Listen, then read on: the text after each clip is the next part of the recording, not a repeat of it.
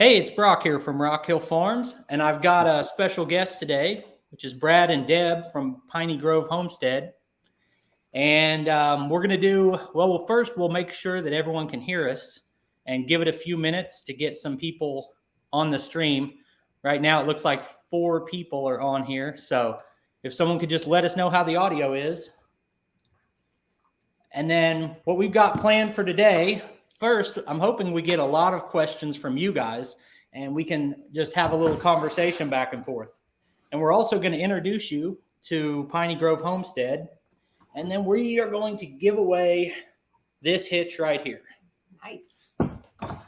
Which is awesome, really generous from from WaySafe. From Piney Grove. Yeah, we'll take credit. You're welcome. Okay, so we've got 23 people on. I guess we can go ahead and get our conversation started. So first thing I want to do is introduce my guest, or I'll let you guys introduce yourself. Tell them in a minute or two, kind of what you're about. All right. Well, first of all, Brock, thanks for having us on, and congratulations on 100K followers on Facebook, and you're quickly approaching 100K in your play button on YouTube. So great job. You're one of the hardest working YouTubers out there, and that says something because all the big YouTubers out there put in a lot of time. So congratulations on that. But for those of you that don't know, my name's Brad, and that's Deb. Oh, I thought you forgot my name. I was like, wow, he put him in front of the camera. quickly, right? I just froze. No, Deb. So Brad and Deb from Piney Grove, and what our channel is about is 5.5 years ago, we bought 20 acres. We live in coastal Florida, and we're coming to the end of our corporate work life, I guess. And we were thinking about what we're going to do next in our life. And we wanted, I grew up on a farm, and Deb loves animals. So we decided we want to move, have some country property. So we bought 20 acres. And 2 years ago, 3 years into the purchase of the property, 2 years ago, we started a YouTube channel and started documenting all of the changes we're making to the property. We're trying to do a lot of things ourselves, but we have full-time jobs. It's 1 hour away. So we can't we can't build a house or anything like that ourselves. So we mainly do tractor work, excavator work, building driveways, and clearing land and mowing, and just kind of doing the infrastructure part, like laying down water pipe and drainage and stuff like that, and then leave stuff like concrete and building to contractors. It's just too hard for us to try and get things done on the weekend. We're weekend warriors. So Deb, that's my man's perspective of it. Why did you join me in this journey as far as getting land? Well, like he hit on early, I like animals. I would have a whole menagerie of animals if he would let me now. But so the only way I have an opportunity to do that is if we have land. So somebody's asking what kind of animals. Lucas is asking what kind of animals. Lucas hit you right away. He did. Awesome. So for me to get animals, we have to have property. So I figure the farm life is a good life. I would like many animals. I don't want any giant horses. I love them, but I don't want them. I don't want big cows. I want many animals. I want many horses and many cows and many donkeys. And I want giant Brahma chickens. That's what I want to start. Oh, and a couple of alpaca. And there's probably more, but that's just off the top. Doesn't it sound like Noah's Ark? Sounds like a zoo. It sounds like zoo, because we know you love the animals, Brock. Yeah, especially fish. So as far as for people who haven't watched, what I would say about Piney Grove is they put out, you guys do 2 videos a week, but every one of those videos is a major project. Like you guys are down in the Florida heat. I don't know how you spend that much time working outdoors, honestly. It's hot. It was 94 this weekend, and we were working. We're doing mainly, excavator tractor work, but on July 4th, we actually did some shovel work, and it was 102, 103 heat index, 90% humidity. You just kind of get used to it. I hate to say, it's hot, but at least it's humid, right? You get used to it. And if you're going to wait for a cool day in Florida to get something done, then you're only going to work in like December and January. And there's just too much stuff to get done. So we just make the best of it. When it's too hot, we have shade with our shed out there, drink a lot of water. She's always texting me if I'm out there alone. Are you hydrating? Are you hydrating? And, it's got to get done. We thought we had a lot of time when we bought the property 5 years ago, but we're looking at 18 months. We want to have our house built, and there's still so much more to do before our new house is built. Yep. And I would also say, you guys put out a ton of shorts. So we're all busy people. If you want to find out who Brad and Deb are, and you've only got about 15 minutes to do it, go through their shorts playlist, and you'll get a good taste for what they do on their property. So we got a question here from Kent. How do you like that fuel caddy from Vevor? I do like it. I'm glad to have it. It's some of the reviews online were that the pump was cheap, and sometimes people have had to replace those pumps. Personally, I haven't had it that long, but it's working just fine. It's a metal tank with wheels, and that's pretty handy. So what do you guys do for fuel out at Piney Grove? Man, it sucks. We use the 5-gallon jugs, and we put vents in most of them, but we got one that doesn't have a vent. And when we take her vehicle out there, because it's an hour away, we live an hour away from our property, we can't transport the fuel in her SUV, so we have to do it in my truck. But yeah, it is moving 5 gallons. I burn about 5 gallons in the tractor on a full day, and maybe 3 to 5 in the excavator. So I bring the jugs home an hour to Panama City, Florida, fill them up, and then the next weekend I take them back out there if I take my truck out there and we don't take her vehicle. So I've got basically 2 channels that I talk to every day constantly about like YouTube strategy, and you guys are one of them, obviously. But so I know you pretty well, and a lot of times it seems like you don't like to spend money on anything. I think that would be a good investment to get something to move your fuel better than a 5-gallon jug. I can't believe you said that, Brock. No, it's not. So I like that Vevor caddy that you have, and actually I would like to get something like that, but it's a logistics issue for us. It's easier for us to move 5-gallon jugs right now than it is to have that fuel caddy. But once we're on the farm and we're there full time, we're going to switch to something like that. It only makes sense, that the 5 gallons gets old quick. The thing to me is I really want 300 or 500 gallon tanks that I get fuel delivery to. And so you're not doing it all the time. I think that's the best setup, but it's a pretty major investment. And if you think of about the way fuel prices swing, you want to buy at the right time on buying that much. So when we get to 100K subscribers, we'll get a fuel tank. All right. I see that. Hold on. You might have to put Brad on some type of anti-anxiety before he buys 500 gallons of fuel. I'm just saying. Did you see what Lucas said to us, Brock, on there? He said 5-gallon jugs and a 2x6. Yeah, you guys had a real popular video on how to. Short. So these Kubota guys, they're not like John Deere people who have a nice fuel fill location on the fender where everything's convenient. They have to do it right on the hood of the tractor, like right? 1950s. It's the things that you give up to have a 3-speed transmission, Brock. And so you put out a video that was pretty popular, didn't you, on how to fill it without spilling?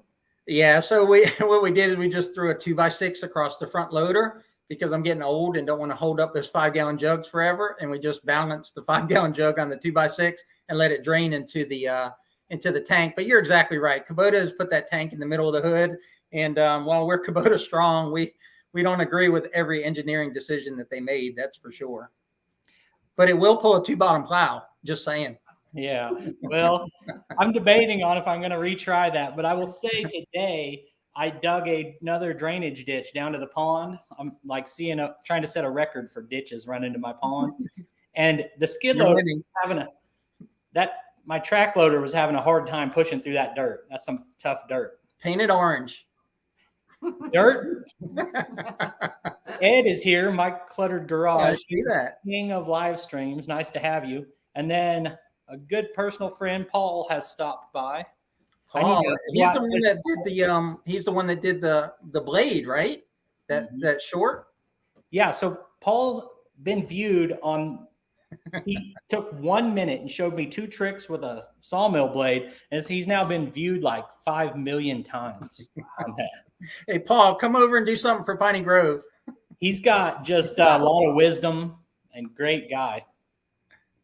Seeing a lot of my regular viewers in here, and I appreciate you guys, not just today, but all the time. Let's see if we got any more comments here. Hey guys, if there's a Deb might have to break out early. If I don't know if you see me move my arm here, I'm petting our dog, and our dog at some point is not going to be patient anymore. She's going to have to take her for a walk. So if you've got any questions for Deb, I don't know if there's any females on that are wanting to know anything about tractors. Deb was not a farm girl at all, right? I wouldn't call her a city girl, but she definitely wasn't raised on a farm like I was. And she has adapted quickly. She can drive that tractor pretty good. And she gets out there. I mean, she doesn't know how to do the things that we're doing, but it's as far as like putting in water pipes and changing oil in a tractor or whatever, but she gets involved in it. And I think half the time she enjoys it. Right? I do. I really do. It's actually shocking to me. If you'd have told me 5 years ago when we bought this property, when I thought, oh, cool, we're going to buy this property and I'm going to have my animals and he's going to mow and it's going to be great. If you'd have told me we'd be putting in fences and digging ditches and running an excavator and doing a tractor and liking it, I'd have kind of laughed at you. No, probably not. But I do. I just love it. I love the property. I love being out there. I've said it before. I go out there and I thank the good Lord that he's given it to us. And I'm still 5 years later, I'm in awe of this piece of property. It's our 20 acres and we call it our piece of heaven because it's our dream property. And I love it. I love the equipment. I may not be good on it, but I do enjoy it. And he got me a zero turn and I'll be doggone if that's not my favorite thing I've ever used, including my SUV. Love that thing. You ever go out there? You basically just said it, but you go out there, it's maybe sunset or sunrise, and just you can hear the animals and the frogs and just say, man, how did I get so lucky to be on this piece of property? Because I feel that a lot. It's so true. And even like some days it's hot and we pull on the property, but it just, you walk around and you're just like this. Even before we built anything on it, Rock, we had it cleared. And when we had it cleared, we were looking around when we came back because we had somebody clear. We told them how we wanted it cleared and we had to run an errand and we came back and that bulldozer had knocked down like 5.5 acres and we had not seen it cleared. And even with the trees down, we were in complete awe of it. But even then, before we built anything, we've got one cedar tree that will be in what will be our backyard. And we would pull the truck up to that cedar tree and we'd sit on the tailgate, nothing on the property, but it cleared. And we would sit there and eat our lunch and just be in complete awe that it was ours. So we love this piece of property. We feel very blessed to have it. Awesome. So I'm going to respond to a few comments here. We got someone here saying that they're happy with the weigh safe. I found the same thing. Customer service was really good. Paul has said we need to retry that plow. Absolutely. So I would be thrilled to bring that plow out and see what's the smallest or the oldest tractor you have that'll pull it better than mine. Also, maybe see if you can help me get it to work on mine. A lot of people had some advice on how we could do that. Yeah, you could cut one of those plows off of it. It might work on yours. Yeah. Paint the tractor orange, right? So then he says, no one asked why he has one thumb.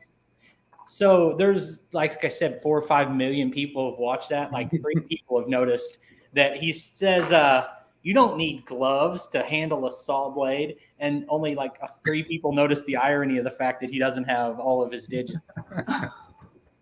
Paul has a YouTube channel too, by the way. If you haven't seen it, go check out Paul Case Farms. Let's see, questions here.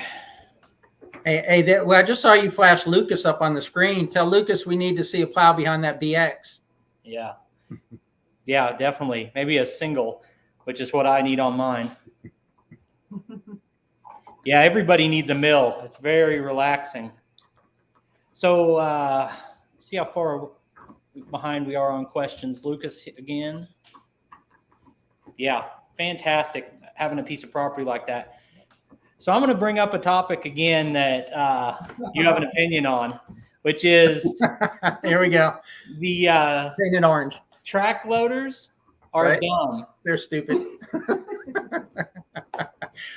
Brad is on me about the fact I should have a mini excavator instead of a track loader. And so tell us why. All right. So going back, I don't know. how many of your old videos your viewers have watched or whatever, but going back to when you did the collaboration with Capper Outdoors, I forget his first name. I call him Cap. Anyway, you went out there and he has mini excavator and you asked him specifically, and that's what Brock does for folks that maybe haven't watched all his videos, is he gets opinions from lots of folks. For the sawmill, you went to Tony's, you went to Adams, and you just get a lot of people's opinion.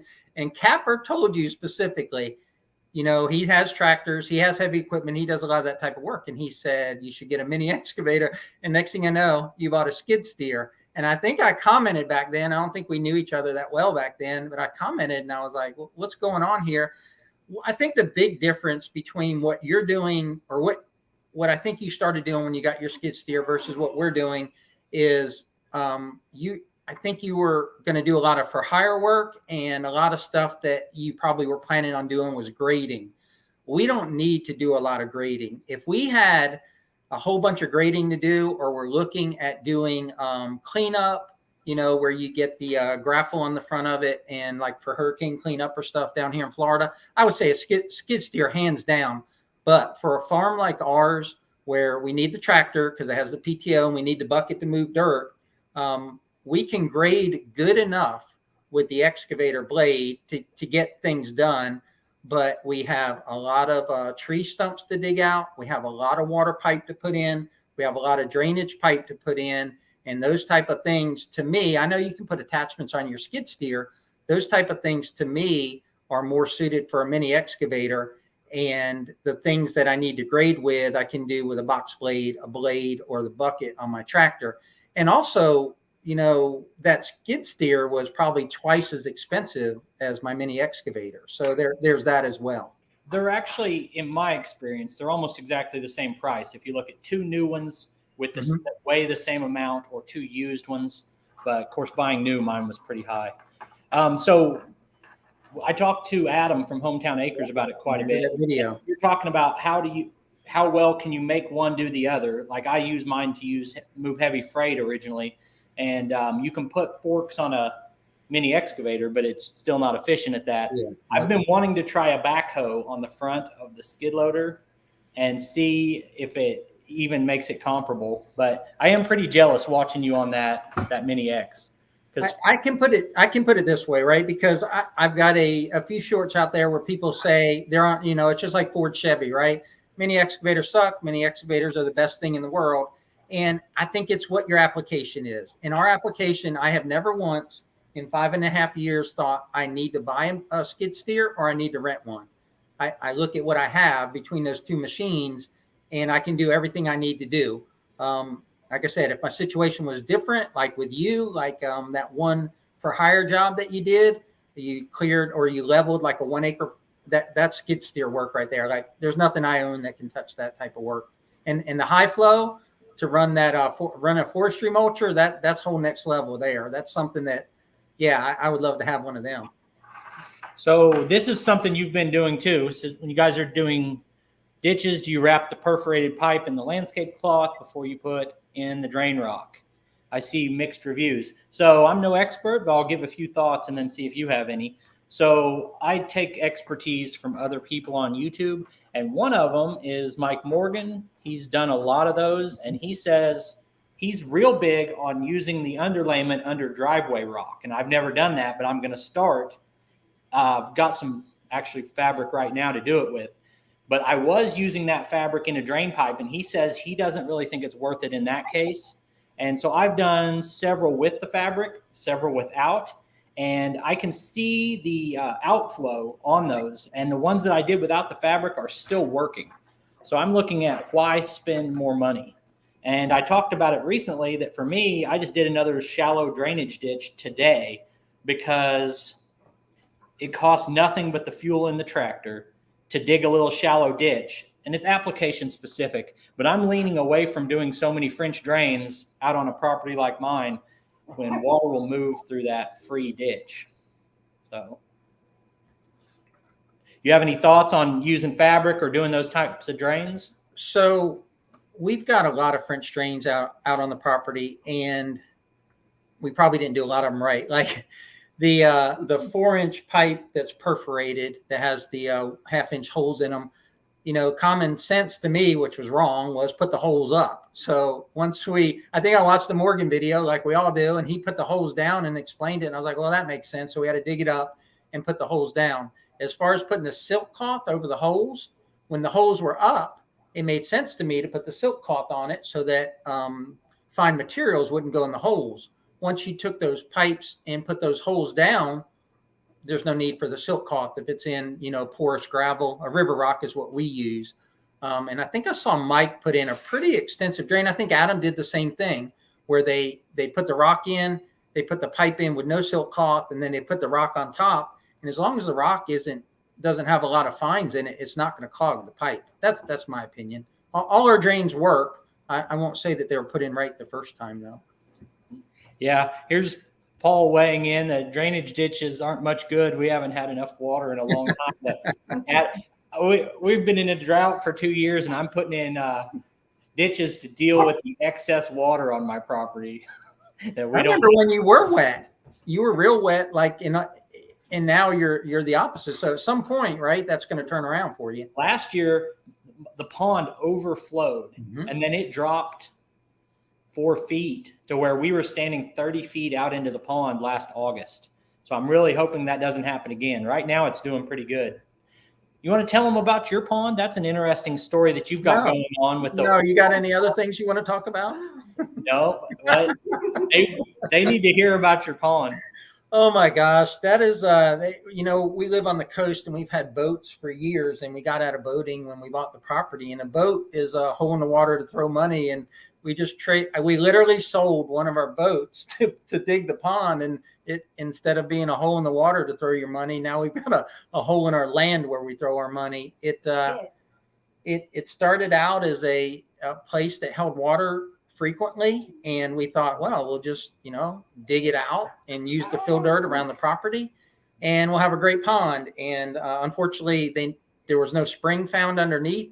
It is a runoff area. It was just a depression where 10 acres go into that one collected spot, and there's clay there, but it's not a continuous good layer of clay. Some is different types of clay.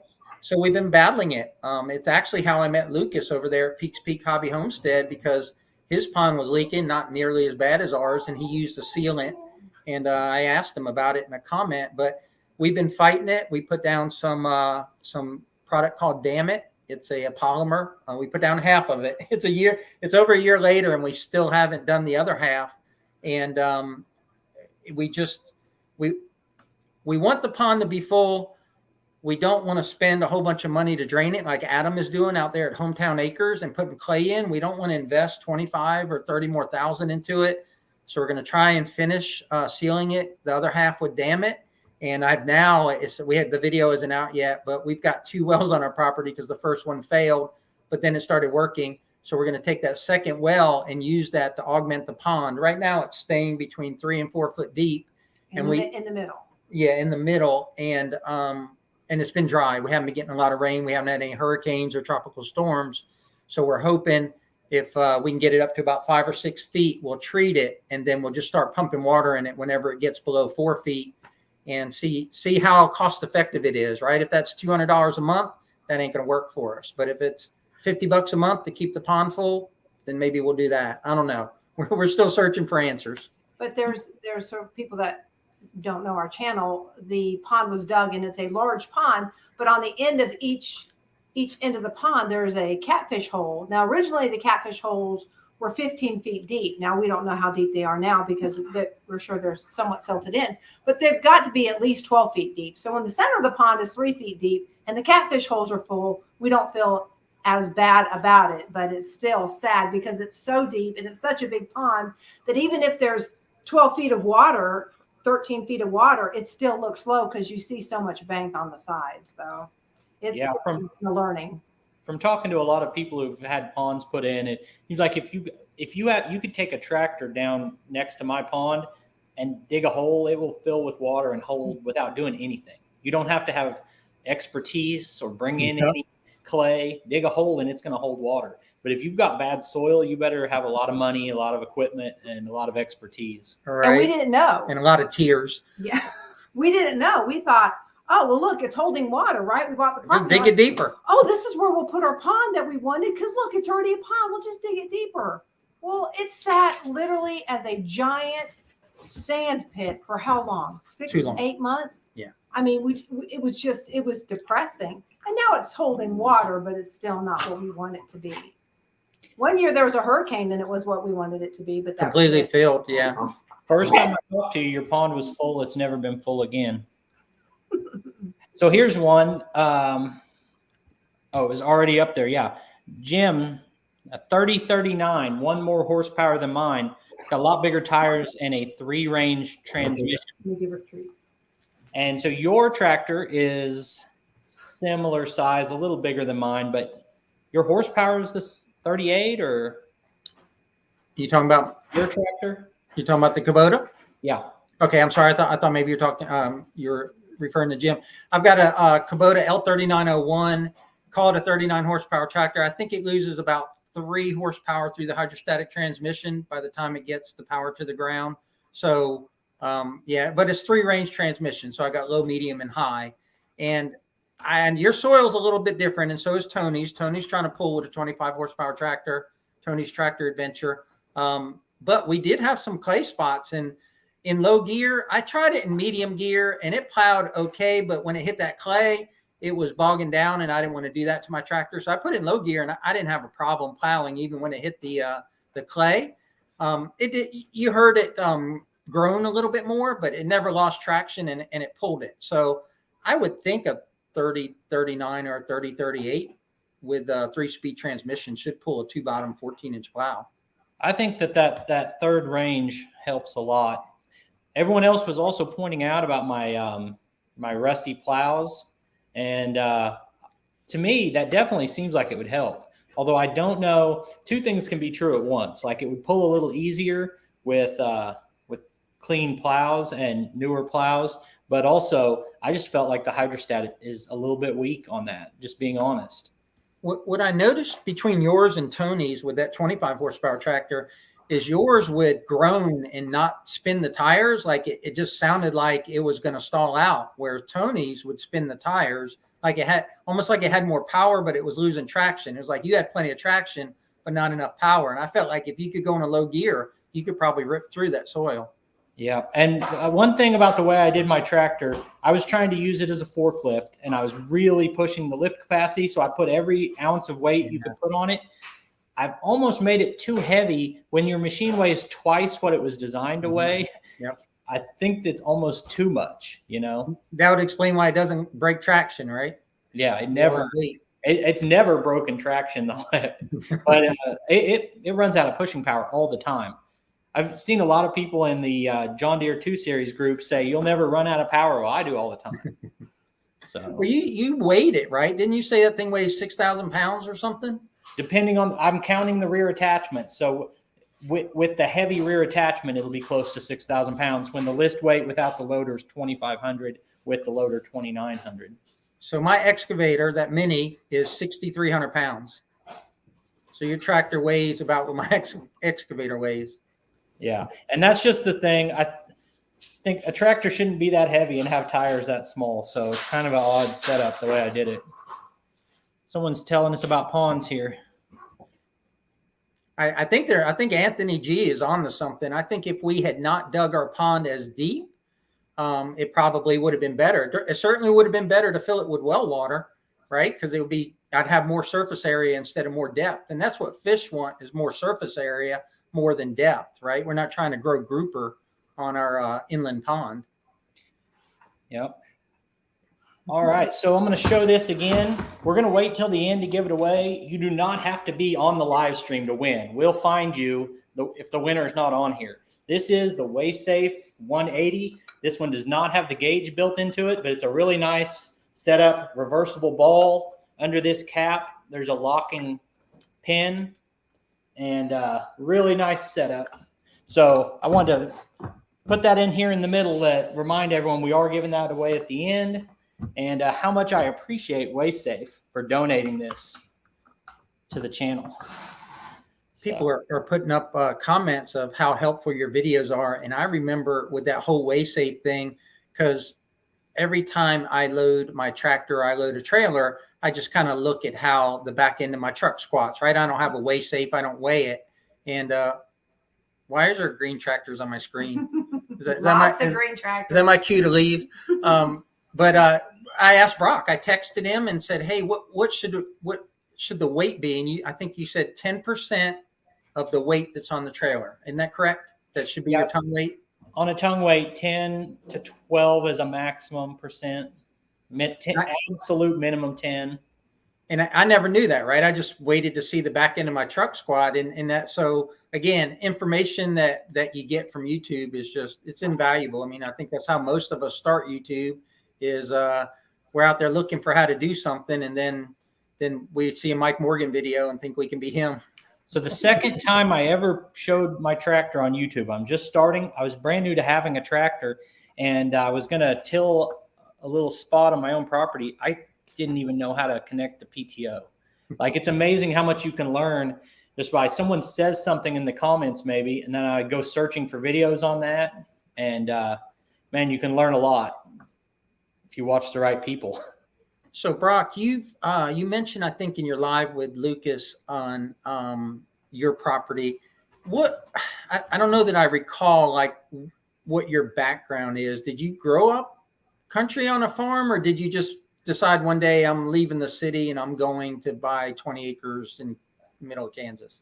So I grew up in a town of 100 people, so it's really not in a town at all. Okay. And, it's farm country, and we had like 3 to 5 acres, somewhere in that range. But I was just completely uninterested in anything. My dad had a really old tractor, and I just wasn't interested until I started watching Outdoors with the Morgans. And I also needed a way to move freight. I had the manufacturing business, and I was watching, and I was thinking, I was self-employed. I had a business, and I thought I'd like to have more streams of income. And really what I'd like to do is spend my free time outside. And so that's why I started. And what I was looking at was like a commercial building to build our product in. And that was going to be really expensive. And I thought, man, if we could just get a building that had the land, the house, and a building we could make our product in. So, and it has been the best thing. Like I said, today, just going out and just working. So you didn't grow up on a farm, right, at all? You didn't do any farming, like growing pumpkins or whatever? None of that? No. Baling? My family they're like homesteaders. Like, my grandparents never had a job working for anyone else. And they just would do whatever. They grew up, like a 3-acre garden. And they would have cows, and they would take vegetables to a farm stand. They would do woodworking and sell the products. They were the true homesteaders before there was a term for it. And then as I got older, I started thinking like that was a pretty maybe low stress life in some ways. And that's kind of where the appeal was for me. But no, I did not grow up on a farm or anything like that. So I grew up on a 200-acre farm in Virginia, and we did row cropping. So I hated farming because I was, free labor for Dad from the time I was 8 until I joined the military at 17. So I just wanted to get away from it, and got stationed down here in Florida a couple of times, but just totally got away from it and got into boating and fishing and loved that. I mean, we used to spend all the weekends out on the boat all the time. And then we kind of got tired of that. And then we started migrating back. We bought Piney Grove, and it's just weird how I hated it as a kid. But now when I don't have to do it, and I don't have Dad telling me to go out there and go work in the sun, I go out and work in the sun by myself. It's just weird how life makes that full circle. Well, the other thing is we had bought Piney Grove, and we were still working Piney Grove, and we still had a boat. We sold a bigger boat, kept a smaller boat. And one day somebody stole our boat out of our driveway. So we didn't, that's a whole story in itself, but we didn't have a boat for a couple of months. And in those couple of months, we dedicated all of our time to Piney Grove. Yep. And then once we got the boat back, we found that we were still working on Piney Grove over the boat. So after 6 months or so, it's crazy to have this boat that we're not using, and we sold it. But so all things for a reason, but it was more than just that. So you guys have done it backward. The dream there is supposed to be that you retire to the beach life. Right. And you've had the beach life. You live right by the ocean, and you said you're going to pretend you're in Kansas and stay away from the ocean. And well, I grew up on the Chesapeake Bay, right? So I grew up on water. We had our farm, our 200-acre farm was on the water. So I grew up hunting, fishing, crab, oyster, clam, all that stuff. And I see Andrew came in, another king of the live. We got two kings of the live, Ed and Andrew. But I grew up there, and then coming down to Florida, being stationed here with the Air Force, just on the coast. I mean, the base is where Deb works on the Air Force base. She can see the Gulf on one side and the bay on the other. It's a peninsula. And you kind of, I guess, Andrew will hate this, but you just get tired of it. I mean, it just becomes every year when the millions of tourists come down here, you just wonder, why are you coming down here to sit on the sand and sweat when we just, we don't want anything to do with it anymore. So it's weird. When you live in an area where everyone wants to go and then you move away from it, people like you are like, why would you do that? But we're done with it. Well, so you guys know I've been working on that disc golf course. Yep. And the guys are like, you need to come play disc golf with us. Why? And I'm like, no, I don't want to. And they're like, well, why not? I said, I don't seek out recreation of any kind. I don't want to do anything recreational. I want everything I do to be productive in some way. And so we've been down to around where you guys lived at Destin a few times. And it's fun while you're there, but I wouldn't want to live the salt life personally. No, and it's funny because as much boating as I've done, and I grew up on Chesapeake Bay, and we had boats. My dad had an oyster growing business, and I get seasick. So when I go offshore fishing here in Florida, I get seasick, and then I'm miserable, the whole time I'm fishing. So it didn't work out for me. I mean, we love it here on the coast. We're not saying anything bad about it, but we've done it. We've been there. We've done that, and it's time to go. This place is really growing up a lot, and it's time to go to that more quiet life. And I actually had a long conversation with Tony over at Tony's Tractor Adventures. And, Tony works 100-hour weeks working on his land. And it's like, we enjoy that. Some people just enjoy it. Like, I literally can't wait to jump on my excavator every weekend. Like, there's got to be a stump to dig out. It's fun to me. It's work, but it's fun. Now, if I had to do it 8 hours a day, I'd probably hate it. So got a question here for you, it looks like. And while you're at it, I always want to say, thank you for your service. Oh, you're welcome. You spent most of your life in the military, right? Yeah, I joined the military when I was 17, retired after 21 years. Then I did 4 years as a defense contractor. And then I became a Navy civilian, a government civilian. And Deb works for the Air Force as a government civilian. And I see the question on the screen. Eglin Air Force Base is about an hour and a half away. I was stationed at Tyndall Air Force Base, and that's where Deb works, home of the 325th Fighter Wing. They train fighter pilots. Actually, Hurricane Michael in 2018 decimated the base, and they're doing billions of dollars of rebuilding, making it the base of the future. And they're going to have F-25s, I think. I don't know. I forget. When I was in the Air Force, I knew all the jets. Now all I know is excavators and tractors. So Andrew Kelly here from the Kelly's Country Lives commented again. Glad to have you here. Great channel. Just crossed 100,000 subscribers on YouTube, which is incredibly hard to do. So good job, Andrew and Tiffany. There's a tremendous amount of work. And think about how many people 100,000 people is. Mm-hmm. To get that many people to enjoy your content is pretty cool. But as far as your comment, that sounds like recreation. So I'm not going to try to seek it. I waste enough time on accident, so I don't look for new ways to waste time. Mm-hmm. Rod and reel. So I got a quick story. Actually, I'm not going to tell the whole thing. You guys saw me fall in the pond trying to get a big catfish. Not tomorrow, but the next day, we're going to have another video about catfish hunter or whatever nickname we want to do.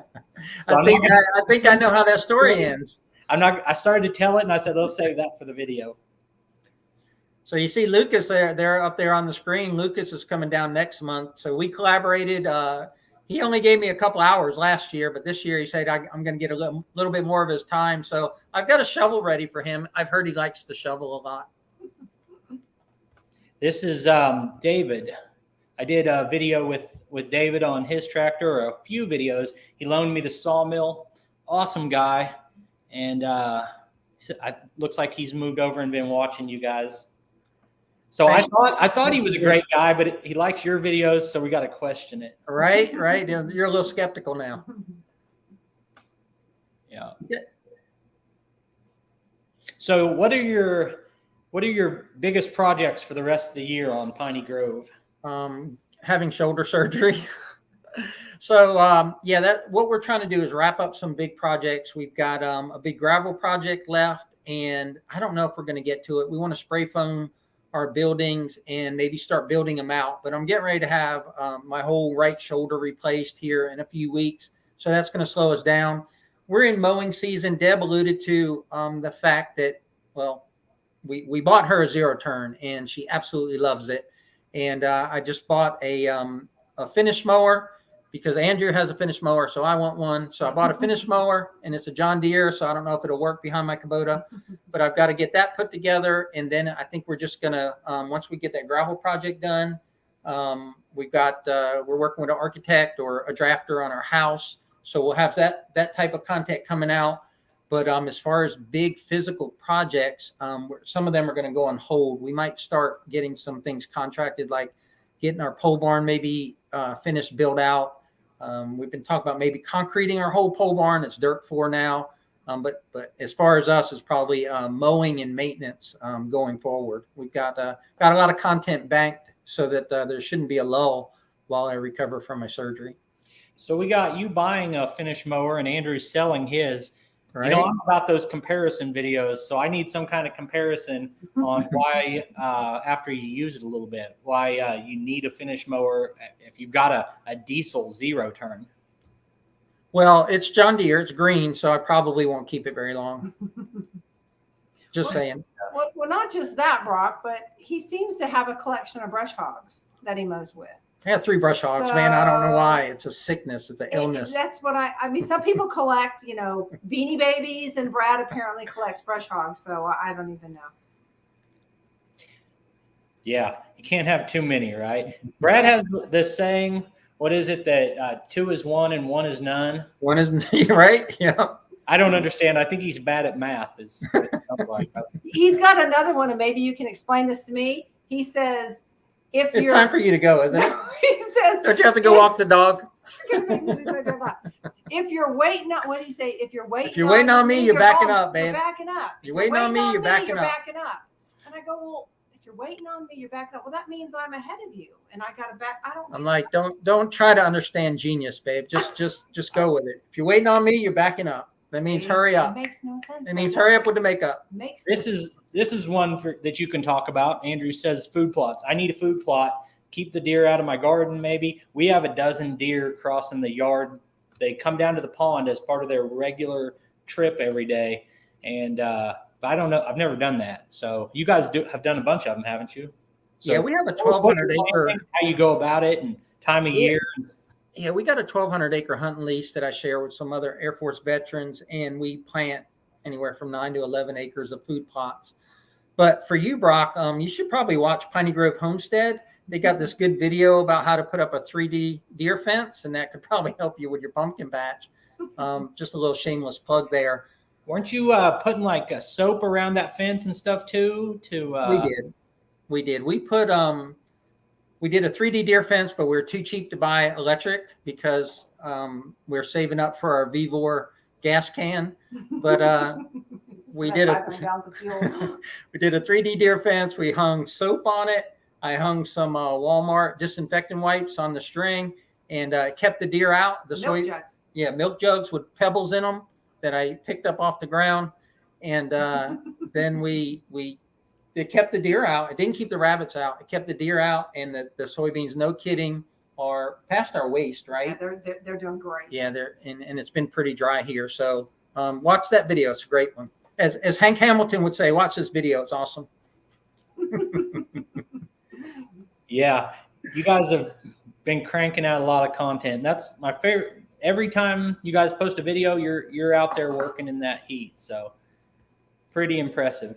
Yeah, so we had that John Deere on the property, and that was fun. It was a real fun tractor.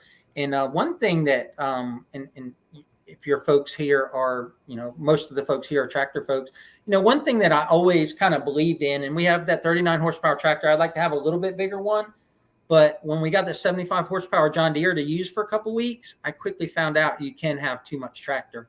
That was just too much tractor for mowing 5 acres.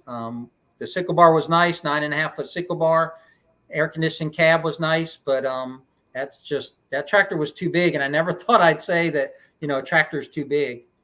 Yeah. So talking about that, someone asked a question that I've passed by already about if I'm getting a bigger tractor. I want to have a big machine and a small machine, and I want a bigger tractor, but I don't want the smallest piece of equipment on my property to be something that's 60 horsepower and doesn't fit in places. So I don't know yet what I'm going to do, and that right now I've got a small tractor and a skid loader that works pretty well. But as a machine combination, I can see why those 25 horse are so popular, but it wouldn't do everything. So I almost feel like for what I do, you need 2 machines. The combination you have with a tractor, mid-sized tractor, and the Mini X lets you do a lot of different types of work. One thing I thought was silly, and I don't think it's silly anymore, is we were on one of Ed's, My Cluttered Garage's lives, and he had Curtis cab there, and they actually make an air-conditioned cab for the Kubota diesel zero turns. I don't think it'll work on ours because we don't have the biggest one, but I'll tell you, that would be sweet. If I can't get Deb off the zero turn now, if it had an air-conditioned cab, she'd be out there just mowing. The grass would never need mowing because she'd never stop. I'd have to run alongside of her and fill it up with my 5-gallon jug. Yeah, and so obviously I've got the Curtis cab on my tractor, and so I know all those guys at Curtis pretty well, and I sat in one of those, and they're impressive. And he calls it automotive grade, that you can get it too cold even on a hot day. But currently I get a lot of questions because I've got the video on that. It's got like 60-some thousand views on those mowers, and it's only 3 mowers right now. So everyone asks me, like, when are they doing Skag, or when are they doing this brand? And there's a lot of engineering that it has to be compatible with the placement of the engine. Every deck is different. So each of those is a full process. So they put out 1 the first year, 2 more the second year. I can tell you that having that John Deere 5075 and it was 92, 94 degrees when we were cutting our hay, and I had to have the AC on low or else it would freeze me out of there. And it's got me on Facebook Marketplace looking at cab tractors, which I never thought I'd do, but they're just so pricey. And I chat a little bit with Andrew over there at Kelly's Country Life, and he's like, man, you got to get, he got, a 4166 or something, or a 4066? 4066. I mean, that is a sweet tractor. I would, even though it's green, it's a really sweet tractor. Hey, we got CJ from Mallard 5 Farmhouse, 5+1. They got a new baby there. But hey, CJ, I heard those LS tractors are junk. Is that true? Garbage. Which is a joke. If anyone thinks I'm being negative and don't know it, his most popular video was like, "Are LS tractors junk?" with a question mark. And you actually had an opportunity to operate 1 or 2 of them, right? And you liked them. Yeah, recently I ran was it a 452 maybe, and then their little 25 horse, and I think they have a lot of value for what you're paying there. I was impressed with those machines. I got to run the backhoe on the big one, and it's always hard to compare because I go to look at tractors and I'm trying to do comparisons, but I have a mid-sized tractor and I'm looking at a big one and a small one, and yeah, it has more power, but it's a bigger class of tractor. But I wouldn't hesitate. If I was in the market, I wouldn't hesitate to buy one of those. When we moved my dad to the new house on Piney Grove last September, he had a New Holland Boomer 35, I think, front end loader. And I grew up on Ford tractors, Ford 5000s, which are 70 horsepower tractors that we farmed with, 2-wheel drive, big tires in the back, small tires in the front. pull a 4-bottom plow and about a 12-foot disc harrow. But that New Holland, that was a nice tractor. It had the remotes on the back. It had the flat floor. You know, the Kubotas have a hump. I don't know if your tractor has a hump in between your legs, but down by your feet. But it was just more of a farm tractor. So I like New Holland, I guess. It would have been a tractor that I think I could have seen myself using and enjoying. So I'm not just Kubota. It's just what I have and what I've been used to. This is my 4th Kubota that I've had in 13 or 14 years, and I'm familiar with them. But I think there's a lot of other good brands out there as well, except for John Deere. I hear they're garbage. Yeah. So someone saying their Kubota will freeze you out. On that cab thing, I originally thought I didn't want an air conditioned or a cab on a tractor because of clearance. You know, you can't get. And I kind of think I see an open station. If you're trying to get a low cost machine that's like a little 25 horse, maybe an open station is a good idea. But if you're getting a big tractor and you're thinking you're going to mow acreage, man, it only took a couple of times doing brush cutting large properties on a windy day to make me want a cab. I mean, when it's on your hands and it's on your face and you can't wipe your eyes, like, yeah, I'm not too tough for a cab. That's for sure. What do we say, Lucas? I don't know. You might have said something about Kubota. Lucas has a Kubota, not a John Deere. So, yeah. Got Coyote fans on here. I've got to run 3 different Coyote tractors. I don't think we have a Coyote dealership around here, at least that I know of. I mean, when you see a trailer go by, it's going to have a Kubota on it, like if it's in construction. And if you like up more towards our farm, you see a lot more John Deeres that are doing agriculture. But those are kind of the 2 predominant brands here. We do have a Mahindra dealer, but there's not a lot of them running around. I don't know. I mean, Hank Hamilton's only 12 miles away from me, and he has a TYM. But in general, we have a TYM dealer by our farm, but you don't see them a lot on the farms. It's mainly John Deere or Kubota in this area. We got another mower question here. I'll let you answer that too. Talking about the mowers on slopes. So I have a few different thoughts here. One is that's one reason that I had the stand-on mowers. Stand-on mower does better on slopes because of the center of gravity. The engine sets lower. Just the entire design, it just sets lower, and they hold a hill dramatically better than any sit down I've been on. Cub Cadet might be a good option there. I think they've got some standard issue mowers with the dual rear wheels if you're really concerned about that. But in general, yeah, the 0 turns are pretty bad on a slope. Yeah, Deb won't do the pond slope at all, and I'll only go 2 widths, and we have a 54-inch mower, so I'll only go 108 inches more than her, and then the rest is on the brush hog. Hacksman has the Cub Cadet with the steering wheel, but I don't see him mowing any slopes. And I actually was considering that, but we decided we wanted to keep brand specific and get diesel. I will say that we're no experts on 0 turns, but when we're doing slopes, that front end does want to go away from you. It does want to go down the slope if you don't maintain your momentum. And I'm sitting here thinking, I've got the new Hustler, and I love that mower, but it's 72-inch cut. So anywhere that I might have wanted to mow that had a slope to it, it's too wide to even go there. The few places that I used to mow, so I have not got to test it at all on a slope. You see people that are really good with them that can, if you keep your momentum, you can do a decent slope. Now, we had the Ventrac on our property last year with Brad from Copper Creek, and that thing's phenomenal. That thing with the dual front and rear wheels, it's got 8, I guess, 4 times 2. That thing, I think it would go that way. I mean, it just doesn't slip. Like it could do a lot more than I was willing to do with it. I backed off on some of our pond slopes because I wasn't comfortable. And Brad's like, no, I can handle it. I'm like, you can handle it with you in the seat. I'm not doing that. Yeah. Yep. Sometimes it's like, I think I could, but it's not worth it to find out if you have any other way to mow it. So this is another channel that I've talked to a little bit. Simon Says Farm. And he's talking about his 3320, wishing it had a cab.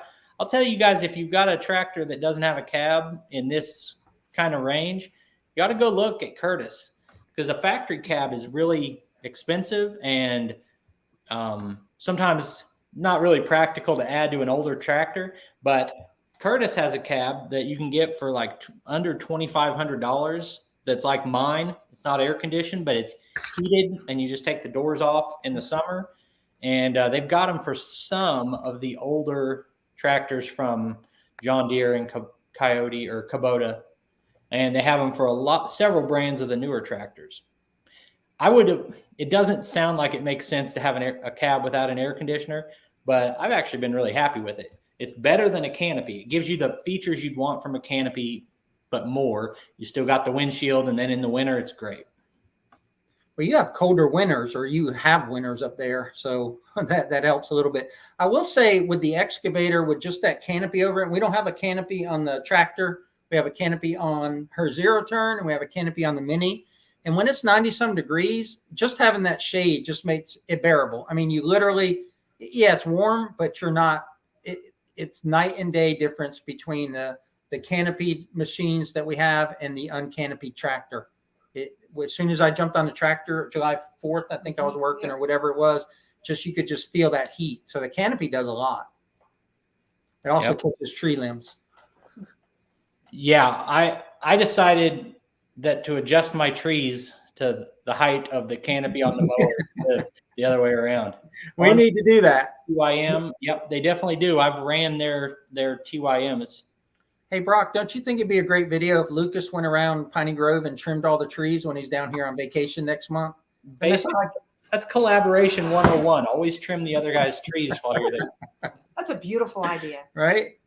So, yeah, this is I've heard people say this before. I've talked a lot about the sit down versus stand on. For me, I had back pain, and I thought it was more comfortable and less back pain. And I ride it with my knees bent and up against the pad there. And for me, it was better. But I've heard people say they had bad knees and they can't do it. So just another comment on that. I'm bouncing around, but I like to answer as many questions as I can, even if that changes topics constantly. Well, I know we've mentioned it a couple of times about the zero turn.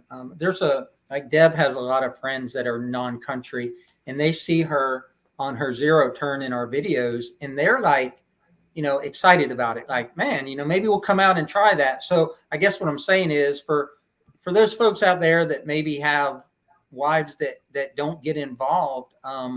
Like I said, Deb was not a country girl. She loves it. She doesn't see that as work. So maybe try and get your wife on a zero turn, and you can do a little bit less mowing. Does your wife get on your zero turn at all, Brock? Does she? No, not at all. Now, she said she would whenever if I was a little bit late mowing the yard, she's like, I wish you didn't have those stand-on mowers because I would drive a regular sit-down. But I've had that a couple months, and I've stayed up on the mowing well enough. It hasn't come to that. Stand-up may be fun. I've seen them around. That looks kind of fun to me. I mean, they are fun. So, hey, we've only got a few more minutes, which we don't have like an exact cutoff time, but I do want to wrap this up here. We've had this giveaway going. We had, I think, like 900 comments. And so choosing a winner through a random comment generator has pros and cons to me, and we're on 2 platforms. I've done quite a few of these giveaways, and I'd like to do more of them as I can get products donated, especially. My last one, I went out and just went to the store and bought a chainsaw. It was like a $600 chainsaw to give away when I hit a milestone. I like it better when I get some products donated, but I want to go ahead and give that away. So there's a few different ways to choose a winner on one of these. And what I did was have my 6-year-old grandson pick the winner about an hour before. And we did some rock, paper, scissors. And then we did some scrolling thing. And I recorded the whole process of picking a winner for this. And that'll be shown in tomorrow's video for if the winner does not happen to be watching tonight, we'll get a hold of him. But this isn't a channel name I've seen before or a person I've seen before, but our winner is, let's see if you can see it right there. It might be reversed. It's called Corn Doc. That's the channel name, and it looks like his name is Roger. And so I've never talked to Roger before. Or we'll see if he actually has a YouTube channel. But we're going to be sending Roger this Way Safe hitch, which is pretty awesome. Hey, Brock, when you get a chance, throw up Courtney's comment on the screen. Oh, Courtney's in here? Yep. I'm not seeing it. Oh, there he is. So, Courtney, you are genius. That's next level right there, because you've got a lot of nice stuff. So how many tractors do you have? Hard to tell. I'm trying to find out if Corn Doc is a YouTube channel. It's hard to say. You get some interesting results when you type Corn Doc into the Yeah, I search. bet you do. You better not put that on the screen, man. Oh, there's Cowboy Kent Rollins doing some cooking, and there's some interesting looking things on there. Yeah, I appreciate Courtney stopping by. As I was getting ready to buy a tractor and thinking about starting a channel, that's one of those, 3 to 5 channels that put out that information that a new guy needs.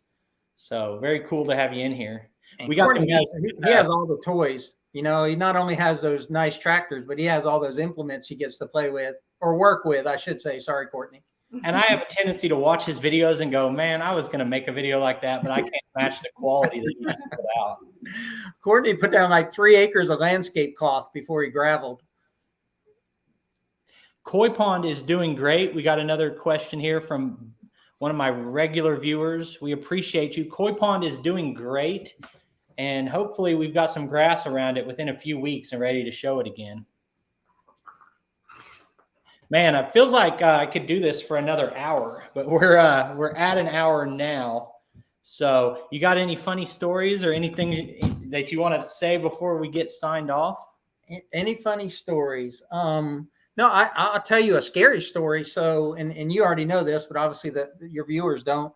But it was July 4th. Anyhow, I went into my truck, my truck in the car in the garage here in Florida. And I don't know if Ritter Bit Will Do is on here, but whenever John sees our videos with a snake in it, he freaks out. Well, here's a freak out story for you, John, if you're on here. I went to my truck in the garage to get something out of it, and I looked down by the front tire, and I saw a stick in the garage. I was like, there shouldn't be a stick in the garage. And so then I looked at it. I'm going to put it up to the screen. So I looked at it a little closer. I was like, that's not a stick. That's a snake. So I was thinking maybe Show? Yeah. I was thinking maybe it was a corn snake. So I got a big brush I used to wash my boat when I owned a boat. And I scooted the snake out into the driveway and took a closer look. And it was a water moccasin. It was a little one. He was only about 12 inches. But on July 4th, I came way too close to getting bit in the ankle by a juvenile water moccasin right in my garage. And in 23 years that we've owned our house, that's the only time we've had a water moccasin in the garage. And I will never be outdone by Piney Grove. So you killed that one on the 4th. On the 5th, I killed this one at the pond. Now, this is non-venomous, but it was a good-sized one. Well, I got a snake story. So I was sitting on the we've always had Brittany's. I was sitting on our back in our back Florida room. The dogs are running. They're not barkers. And all of a sudden they were barking. And I thought, oh, they got a turtle cornered. And I kicked on my flip-flops and go down there. And there is the biggest snake. I mean, big. And he's raised up. And he's got his mouth open. It was a cotton mouth. I could see his fangs. He had a head like this. And I'm screaming at my dogs, and my dogs are barking at the snake, and the snake looks at one dog, and it looks at me, and it looks at another dog, and it looks at me. And I'm screaming, hoping a neighbor will come with a shovel, because I don't want to turn my back on the snake, and I don't want to leave my dogs. Where was your husband? My husband was at home. And so I'm screaming like an an idiot. Mini excavator. So finally, I scream, and the snake, I guess I'm annoying to even snakes. No, you're not annoying, babe. Good one. So the snake finally goes down and slithers off into the water, into the bayou, and I'm able to grab my dogs up. So big giant snake. He killed 2 of them on our dock, or one of them saw 2 of them on our dock at Easter. Yeah, so water moccasins. So big. That's the story I had saved up. Yeah, I'm not a snake guy. I some people won't like it, but I pretty much kill them all. If I see a snake, I pretty much kill it. So I got a tractor story for you, and it's kind of a safety story. So got hydrostatic drive, real easy to use, hydrostatic transmission. Push the pedal forward on a Kubota, push the back of the pedal to go backwards. You don't use your brake. So when I was digging in my pond and going down that 30-degree slope to get dirt, I'd go down there with the excavator and kind of scratch up some dirt. And then I'd take the tractor and drive it down the pond and scoop up the dirt and then back up. And no problem at all with that. But when I would come around the corner and dump the bucket of dirt and then go back down the pond, I would shift from medium gear to low gear. And one time I missed the shift. And when I went to medium to low, it stayed in neutral. And I started going down the pond. And I went to hit the back of the hydrostatic pedal to stop the tractor and make it go backwards. And the tractor kept going forward because it was in neutral. And your mind, when you're used to having a hydrostatic tractor, is not to use the brake. So I had to re-educate myself real quick to find the brake. Otherwise, that 3901 would have been in 4 foot of water. I actually came close on rolling my skid loader into the pond today. I was going back and forth, grading down this path.